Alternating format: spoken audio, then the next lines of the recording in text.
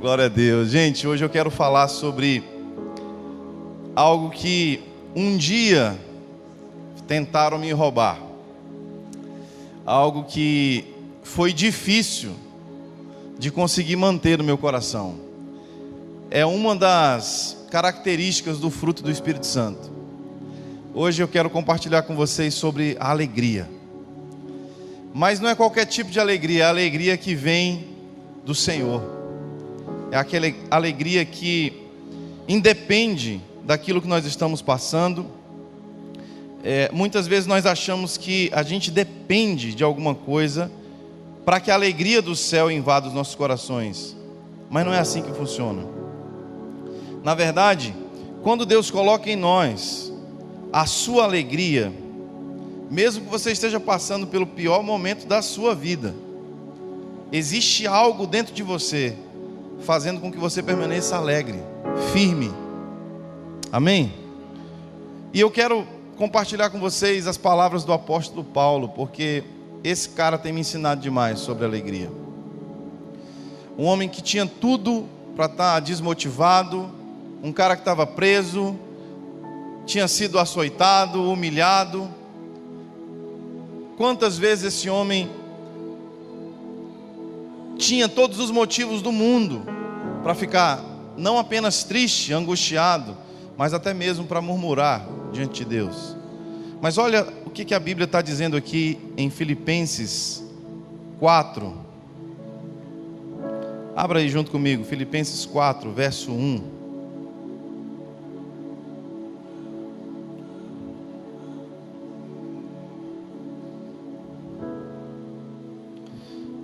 Na verdade, o verso 4, Filipenses 4 diz assim, alegrem-se no Senhor.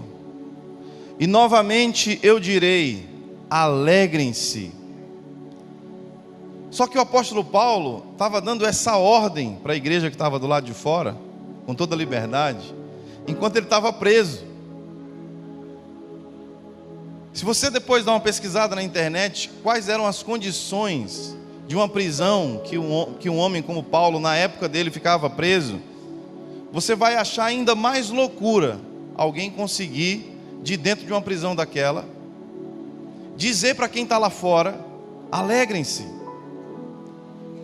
O apóstolo Paulo estava percebendo que a igreja, que os filipenses estavam ficando tristes, angustiados, desesperados, ansiosos, porque o seu pastor, seu líder, seu apóstolo estava lá preso. E o Paulo começou a ficar preocupado com uma segunda coisa. Olha só, versículo 5 diz assim: seja a amabilidade de vocês conhecida por todos, porque o Senhor está perto. E não andem ansiosos por coisa alguma, mas em tudo pelas orações e súplicas, e com ação de graças, apresentem os seus pedidos a Deus, e a paz que excede todo entendimento, guardará o coração e a mente de vocês em Cristo Jesus. O apóstolo Paulo é um homem tão livre por dentro, que ele consegue inspirar as pessoas que estão livres por fora, a serem completamente felizes, alegres, satisfeitos. Eu tenho aprendido com o apóstolo Paulo, que a alegria que vem do Senhor, que nos faz permanecer fortes e firmes, depois de 2 anos de pandemia. Muitas pessoas amadas do meu coração morreram aqui em Imperatriz. Talvez você perdeu seu esposo, talvez você perdeu sua mãe, seu pai, seu amigo. Irmãos, mas nada, nem uma desgraça tão grande que pode acontecer conosco, pode roubar a alegria que está no nosso coração. Nós não podemos permitir que as angústias dessa vida façam que a gente viva um estilo de vida sem a alegria do Espírito Santo. E eu estou falando aqui de um coração que tem aprendido a ser alegre na presença de Deus nos últimos 10 anos.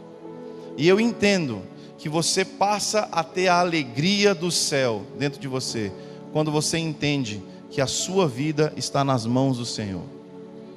E se a sua vida está nas mãos do Senhor, Ele não erra. Você acha que Deus erra? Você acha que Deus se confunde? Você acha que Deus se engana? A Bíblia diz que Ele não é como homem para mentir, nem filho do homem para se arrepender. Aquilo que a nossa irmã que estava orando por cura falou aqui, que as coisas cooperam para o bem daqueles que amam a Deus. Irmãos, isso é tão real. Isso é tão verdadeiro. Só que o grande problema com a dor, com o sofrimento, é que quando a gente está passando pelo momento, pelo ápice do sofrimento, o que acontece? A gente só enxerga a nossa dor. A gente só enxerga o nosso sofrimento. A gente não consegue ter a visão de Deus sobre aquilo. Só que Deus, como se Ele estivesse num drone sobrevoando a tua história, Ele enxerga não apenas os dias que você está passando, mas Ele consegue enxergar décadas e décadas à frente. E a alegria do apóstolo Paulo é mais ou menos assim: eu, pelos olhos da fé, estou vendo que essa prisão vai glorificar o nome de Deus nas gerações futuras. Uma certa vez, o povo estava orando pelo apóstolo Paulo, e veio uma revelação de Deus sobre a vida dos profetas, e eles procuraram Paulo e disseram assim: não vai para essa viagem, nós estamos vendo você sendo acorrentado, preso, torturado. Então, Paulo, nós estamos achando que o Espírito Santo está dizendo para você ficar livre. E ele disse: não, o Espírito Santo está mostrando isso para vocês orarem, porque é para lá que eu vou. É para essa prisão, é para essa tortura, é para esses braços e pés amarrados. Eu tenho convicção que Deus está me levando para esse lugar. Olha a forma que Paulo interpreta essa profecia. A maioria de nós falaria: obrigado, Deus, você está me dando um grande livramento. Mas o apóstolo Paulo, ele tem a alegria não em ser livre por fora, mas a alegria dele está em cumprir a vontade de Deus para a sua vida. Vocês estão comigo aqui? Você lembra de José encontrando com os irmãos dele? Décadas depois que os irmãos dele tinham vendido ele como escravo, mentido para o pai dele, dizendo que ele tinha sido morto pelas feras. Aquele homem se transforma num escravo, ele é preso, depois ele é acusado de estupro injustamente.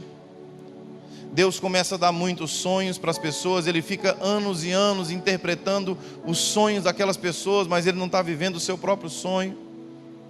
E depois de passar por muita dor, sofrimento durante décadas, quando ele se torna o segundo homem mais importante no planeta, acima dele, somente o faraó. Ele tem todo o poder e toda a autoridade nas suas mãos. Deus coloca diante dele a sua família, seus irmãos, que deveriam ter protegido ele, deveriam ter cuidado dele, mas venderam ele como escravo, por inveja. E ele tem toda a oportunidade de se vingar. E o que aquele homem faz? Ele tira a sua roupa de autoridade e ele diz assim: olhem para mim, eu sou José, eu sou o seu irmão. Aqueles homens se prostram com medo, porque eles estão diante do homem importante que pode mandar matar eles agora. Sabe o que ele fala? Ele diz assim: não se preocupem, porque não foram vocês que me mandaram para cá. Espera aí, gente, como assim não foi vocês? A interpretação de José, depois de anos e anos e anos, foi que Deus escolheu um caminho estranho. Deus podia ter mandado ele de Uber, né? Mas Deus mandou ele como escravo. Deus podia pegar aquele garoto, José, e ter colocado ele como o vice-presidente do Egito em questão de horas. Mas Deus escolheu um caminho muito estranho. A humilhação, a angústia, a solidão da cela, fazer amizade com o carcereiro, sofrer traições. Tudo isso foi formando o coração do José. E ele disse: não foi você que me fez mal nenhum. Deus me enviou na frente de vocês, para que hoje eu possa abençoar a minha família e as nações da terra. Então faça o seguinte: chamem o meu pai, tragam eles para cá, vocês vão morar comigo, e agora eu vou dividir as minhas riquezas com vocês. Sabe o que é isso, irmãos? Alguém que Deus levou ele para dar uma voltinha de drone, e Deus mostrou para ele a obra dele. É lógico que quando José estava dentro daquela cova, jogado lá, sozinho, quando ele estava sendo levado como um escravo, é lógico que ele estava chorando. Ele não conseguia enxergar o que Deus estava fazendo. Mas Deus o levantou como um príncipe, com poder e autoridade. E as cicatrizes que estavam na vida dele serviram de cura para muitas pessoas. E eu quero declarar que isso vai acontecer com a sua história também. Isaías diz que pelas feridas de Jesus nós somos sarados. Ô meu irmão, anos e anos atrás, quando eu recebi aqui o diagnóstico de paralisia cerebral da minha filha, e quando alguém chegava falando para mim: Daniel, isso aí vai ser para a glória de Deus. Irmãos, eu não queria ouvir isso não. Pastor Nonato me ajudou muitas vezes em que minha alma estava em agonia. Eu queria que Deus fizesse assim, rápido. Porque como é a nossa irmã que orou por cura, falou muito bem, a vontade de Deus sempre é curar. Por que Deus ainda não curou a minha filha? Porque Ele está curando o pai, Ele está curando a mãe, Ele está curando a família, Ele está abençoando tantas pessoas ao redor do mundo, através dessa história. Deus sempre cura. Deus sempre faz algo, mesmo que a gente não entenda, mesmo que a gente não compreenda. Então o apóstolo Paulo está dentro daquela prisão dizendo: joga essa tristeza fora em nome de Jesus. Porque Deus te chamou para expressar a alegria do coração dele. E sabe qual é o problema, irmãos? Que quando a gente perde a alegria do Espírito Santo, é que no versículo 5, o apóstolo Paulo mostra a preocupação dele: seja a amabilidade de vocês conhecida por todos. A igreja estava perdendo a sua capacidade de amar as pessoas, de ajudar as pessoas. A igreja estava se tornando insensível. Por quê? Porque quando eu olho só para o meu problema, quando eu olho só para a minha angústia, quando eu olho só para a minha dor, eu vou vivendo um evangelho onde eu não sirvo a Deus, mas Deus me serve. Senhor, você tem que fazer isso por mim. Senhor, você tem que me abençoar. Senhor, você tem que me transformar. Você tem que me dar. E você fica vivendo o evangelho onde o centro não é mais Jesus, mas é você mesmo. Você fica olhando para o seu umbigo, para as suas necessidades, e aí você começa a ficar insensível. Porque afinal de contas você precisa de oração. Então como é que você vai orar pelos outros, se você que precisa de oração? Você precisa de dinheiro, você precisa de um milagre. Então como é que você vai abençoar alguém financeiramente? Não dá para investir em missões, não dá para ajudar aquele vizinho, não dá para ajudar aquela pessoa que eu vi na rua com necessidade. Porque afinal de contas eu sou o centro. Quem está comigo aqui, irmãos? Você não pode perder a sua capacidade de amar as pessoas. Certa vez eu tinha ajudado uma determinada pessoa, investido na vida de uma determinada pessoa, discipulei, ensinei, orei, investi financeiramente. E o nosso coração é muito enganoso, né? Eu queria colher, mas aquela pessoa, ela, na primeira oportunidade, ela não foi fiel a mim. Fez algumas coisas que machucaram meu coração. E eu falei: rapaz, quer saber de uma coisa? Parece que não vale a pena não. Não vale a pena, porque você está lá discipulando, ajudando, aconselhando, ofertando, abrindo porta, e a pessoa na primeira oportunidade que tem te dá um chute na canela. Aí nós estávamos na igreja e alguns jovens vieram para frente E eu olhei para uma determinada pessoa e senti vontade de ajudar, de cuidar, de amar. Quando eu fui chegando perto para orar por aquela pessoa, meu coração lembrou. Eu disse assim: quer saber de uma coisa, rapaz? Vou gastar meu tempo comigo. Aí Deus disse assim: não perca a sua capacidade de amar, Daniel. Se a pessoa não reconheceu aquilo que você fez, se você não está colhendo o fruto, saiba que eu vou colher esse fruto. Não é para a tua glória, não é para o teu ministério, não é para que você seja glorificado, é por causa de mim. E eu fui lá pedir perdão ao Senhor, a minha carne gritando. Disse: meu amigo, deixa eu te ajudar nessa missão aí. Porque a vida vai falar isso para você, pessoal, direto. Essa pandemia jogou a gente para dentro das nossas casas, fez a gente olhar para as nossas necessidades. Mas Deus, nessa estação, está restaurando a alegria da igreja brasileira e também está restaurando a capacidade da igreja de amar. Nós não podemos perder isso. Deixa eu te falar uma coisa: se você está percebendo que o teu coração está insensível, você não consegue enxergar as dificuldades das pessoas ao teu redor, você não tem um estilo de vida de abençoar alguém, isso é forte que eu vou te falar, mas é necessário. Provavelmente seu relacionamento com Jesus não está íntimo não, você está bem longe dele. Porque quem caminha com Jesus está indo para onde ele vai. Os discípulos falaram: vamos seguir você, vem, segue-me.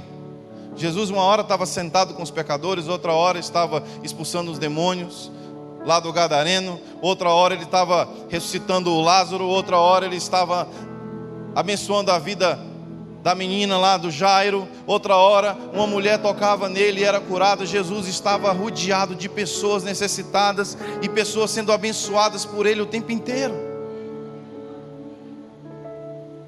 Irmãos, eu não estou dizendo que isso é prova que você anda com Deus, mas é uma das evidências de quem está próximo de Deus, é aquele que não perdeu a sua capacidade de amar.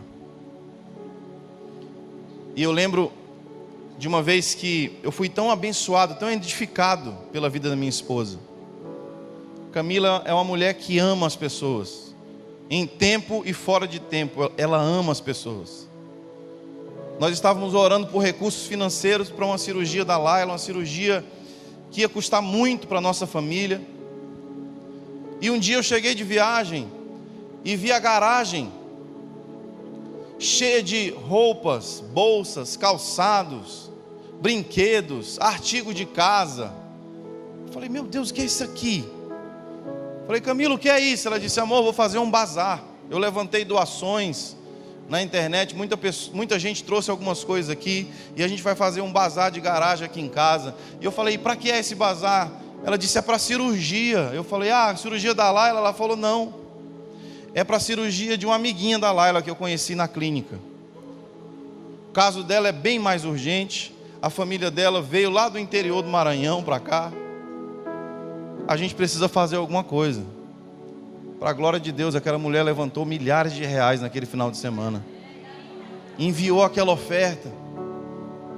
Eu disse: Deus, obrigado por essa baixinha arretada que o Senhor me deu, de Tuntum do Maranhão, bicampeã maranhense de judô. Aleluia. Quando a tua esposa tiver de TPM, você vai lembrar de mim. Quem corre mais risco sou eu. Mas é uma pessoa que ama. E ainda a gente nessa jornada de cirurgia para Laila, daqui a pouco ela chega com convites. Ela já tinha alugado um lugar do lado da nossa casa, que é um jardim, já tinha organizado uma feijoada, e agora ela já estava abençoando uma pessoa que precisava fazer um tratamento com câncer. Tudo isso, irmãos, a gente tendo em casa uma criança cadeirante, precisando de milhares de reais por mês de ajuda financeira. Nós não podemos perder a nossa capacidade de amar e abençoar por causa das nossas necessidades. E eu vou te contar um segredo. Quanto mais você ama, quanto mais você abençoa, mais Deus provê as coisas que você precisa, meu irmão. É incrível. A generosidade, ela abre portas. A generosidade, ela só faz bem. E a nossa cultura, ela vai dizer assim: o generoso é bobo, é besta. Não, ele é sábio. Generoso é alguém que doa e nem quer receber de volta, mas recebe muito mais do que a pessoa que está tentando ganhar alguma coisa de volta. É sempre assim. Levantando as suas mãos e diga assim: Espírito Santo, não me deixa perder a minha capacidade de amar. Amém? Eu preguei no final de semana numa cidade lá perto de Manaus, um lugar longe pra caramba.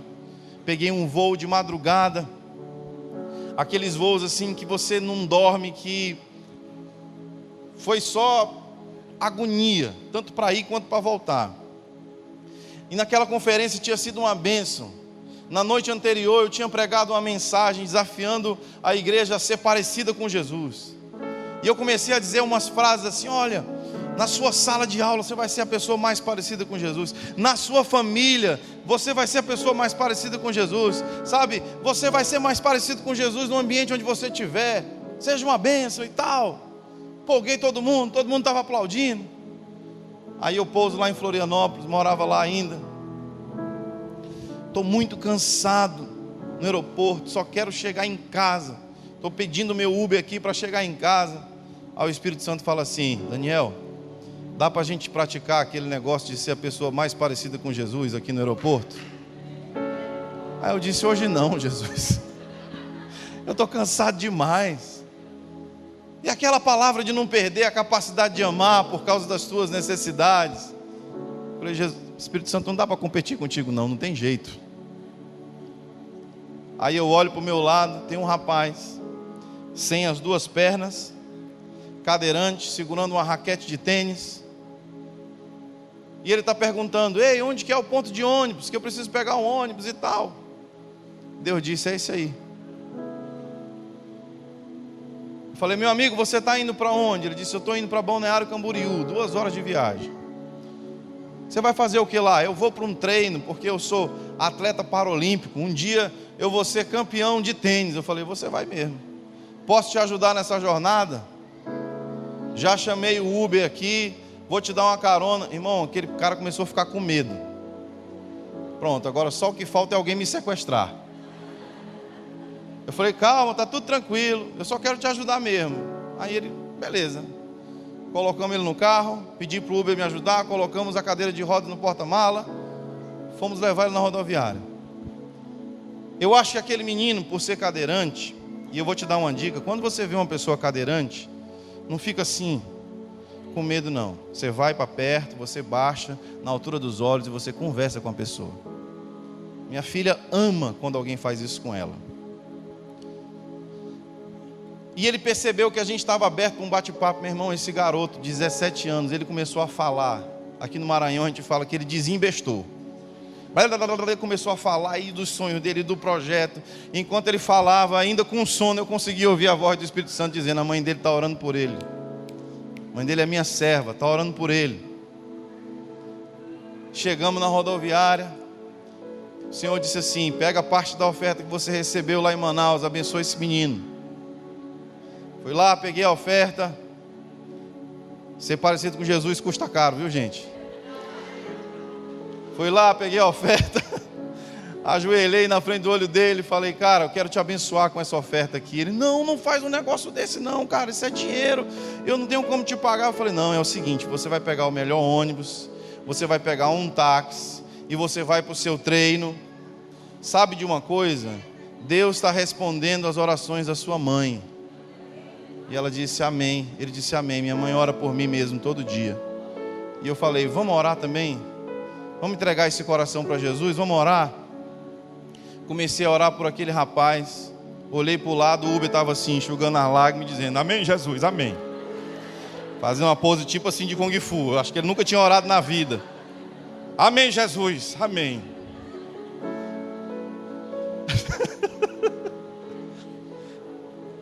Empurrei aquele rapaz lá até a entrada da rodoviária, entrei de novo no carro.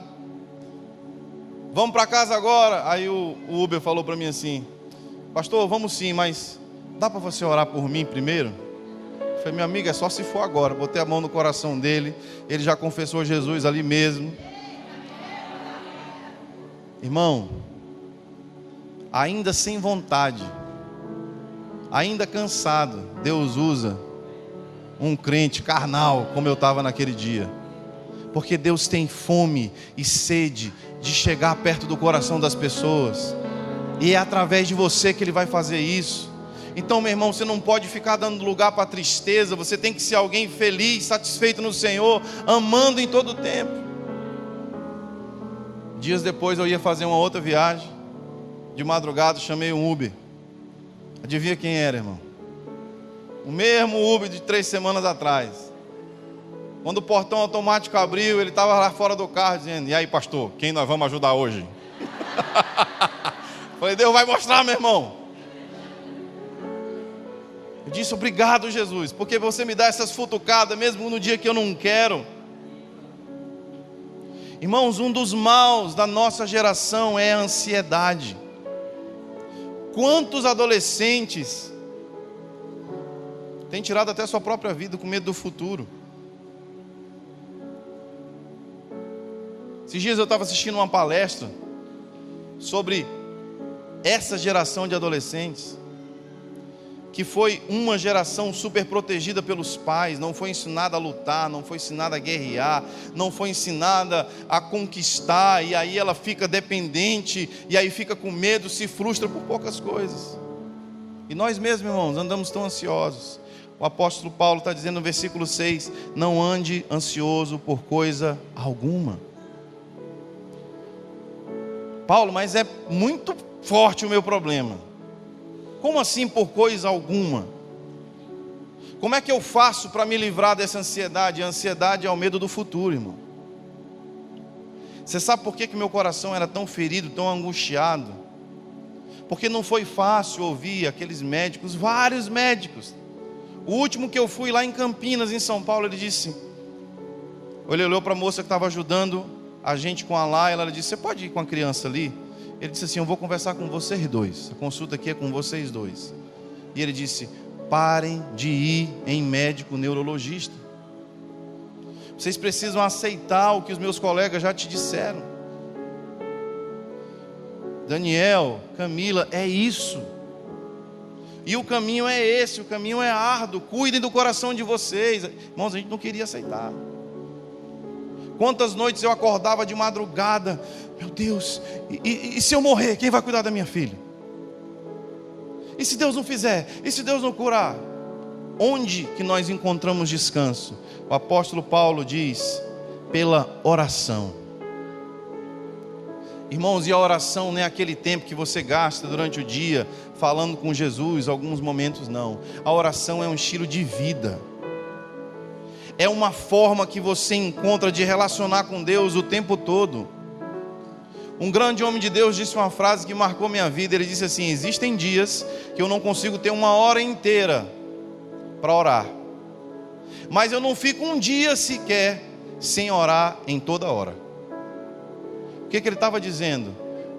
Desde o momento que eu acordo até o momento que eu me deito, em todas as brechas que eu tenho, seja dirigindo, eu estou orando, seja lavando uma louça, eu estou orando, buscando os filhos na escola, eu estou orando. Qualquer brecha, qualquer momento, eu não vou ficar lá no WhatsApp e no Instagram, tipo um zumbi, olhando aquilo ali. Eu vou aproveitar o meu tempo e eu vou falar com o meu Deus. Vocês estão comigo aqui? E ele diz: pelas súplicas, você pode chorar na presença de Deus. O lugar certo para você derramar o seu coração é lá. Não é se aconselhando com a pessoa errada. Não é pedindo a opinião de quem às vezes não conhece Deus. O lugar onde as suas lágrimas devem ser derramadas deve ser nos pés do Senhor. E o apóstolo Paulo coloca mais um ingrediente nessa receita do lugar secreto. Ele diz assim: e com ação de graças apresentem as suas necessidades a Deus. que ele está dizendo? Embrulha tudo isso que você está pegando e apresentando para Deus com gratidão. Irmãos, e quando você agradece, até mesmo pelas coisas que você ainda não tem, a sua alma, o seu espírito, a sua mente vai vivendo como se você já tivesse aquilo. Você para de desejar aquilo. É um pouco estranho isso que eu estou falando, mas é real. Porque estar com Deus satisfaz você muito mais do que aquela relação sexual que você quer ter, do que aquele carro que você quer comprar, do que aquela posição social de que você quer chegar. E quem vive uma vida grata, multiplica as bênçãos de Deus sobre a sua vida. Quando Jesus está diante daquela multidão de 5.000 homens, fora mulheres e crianças, ele diz para os discípulos: vão lá, vão alimentar o povo. O que os discípulos falam? Senhor, não tem como. O supermercado está tudo fechado, já tarde. Na verdade, os discípulos estavam devolvendo a bola para Jesus, dizendo: Jesus, quem faz milagre aqui é você. Eles não entenderam o que Deus queria fazer naquele dia. De repente já chega um garoto, 5 pães, 3 peixinhos, entrega nas mãos de Jesus, é totalmente insuficiente, não dá nem para os discípulos de Jesus comerem, quanto mais para aquela multidão inteira. Pessoal, aquele povo caminhava 2 dias, 3 dias, 4 dias, ou pelo menos 8, 9 horas para ouvir a Jesus. Tinha viagem de vinda, tinha viagem de volta. Eu tenho certeza que muitas pessoas levaram algum tipo de alimento, porque eles tinham que comer alguma coisa na ida, eles tinham que comer alguma coisa na volta. Só que quando os discípulos se espalharam entre a multidão, e eles começaram a dizer assim: olha, o mestre está pedindo ofertas aí, quem quiser distribuir, contribuir, hoje vai ser diferente, nós vamos dividir aqui. Eu tenho certeza que muitas pessoas começaram a guardar para si aquilo que elas tinham, porque afinal de contas, se não vai rolar milagre, eu tenho um dia para voltar inteiro com a minha família, e eu preciso alimentar eles, então eu preciso guardar para mim. Talvez um garotinho pegou uma cesta com pão, com peixe, talvez o pai nem viu, saiu correndo lá para frente: ó que Jesus, pega. E a Bíblia diz que Jesus não fez uma oração de poder: vai agora, vai crescendo, vai multiplicando. Não foi oração de poder, nem foi uma declaração de fé, ele não fez nada disso. A Bíblia diz que Jesus, levantando o alimento para os céus e havendo dado graças,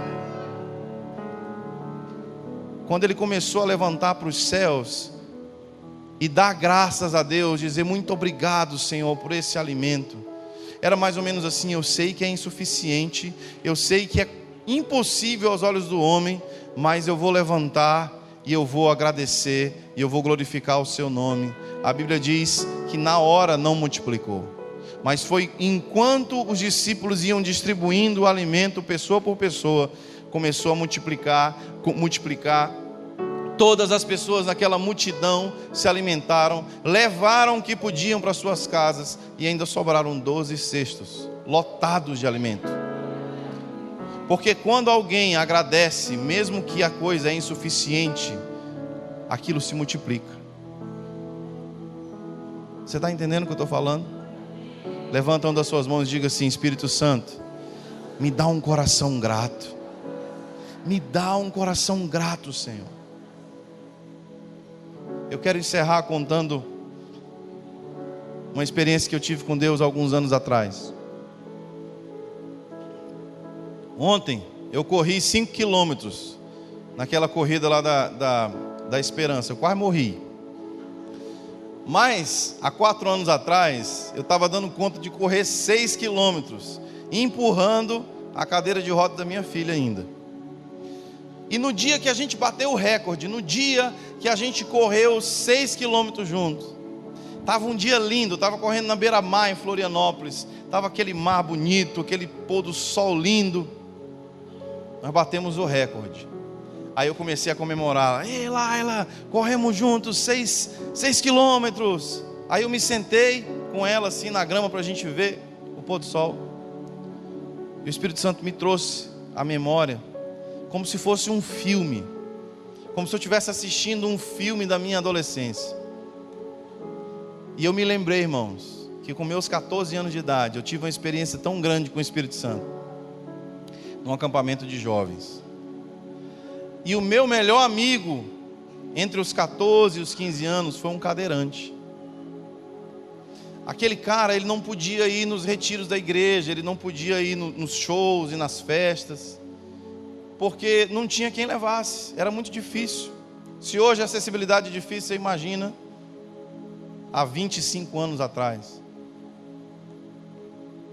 Então eu juntei uns amigos, eu falei assim: a partir de hoje, esse amigo nosso vai para tudo que a gente for. Vocês topam? A gente fez uma gangue de Jesus. Teve o retiro, eu falei: tu vai. Fomos na casa dele, pegamos ele, colocamos ele no ônibus, colocamos a cadeira de rodas dele no ônibus, e aí a gente carregava ele para o refeitório, porque era areia o tempo inteiro, levava ele para a piscina, levava para assistir o jogo de futebol, colocava um apito nele: bora, tu é o juiz, vamos te incluir em tudo.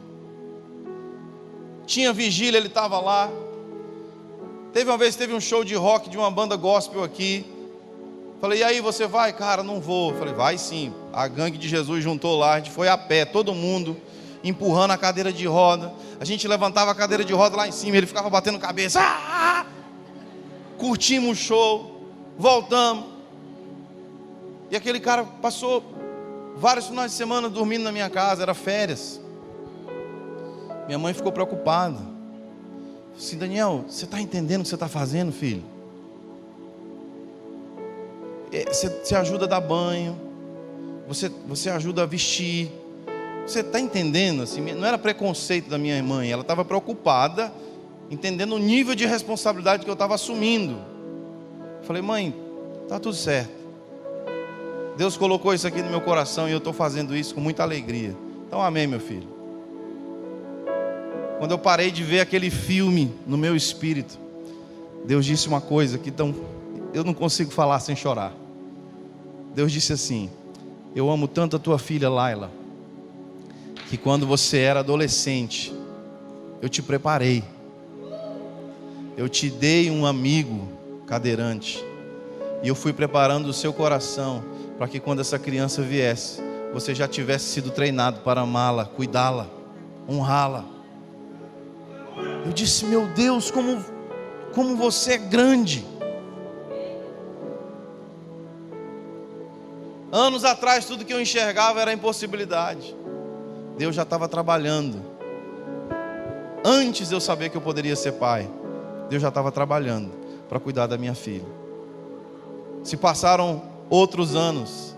Agora nós estamos morando em São Paulo, e agora a gente tem uma criança de 3 anos de idade.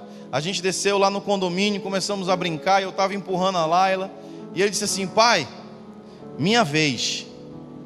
Parece com a mãe, cheio de autoridade, e manda mesmo, e você tem que obedecer. Minha vez.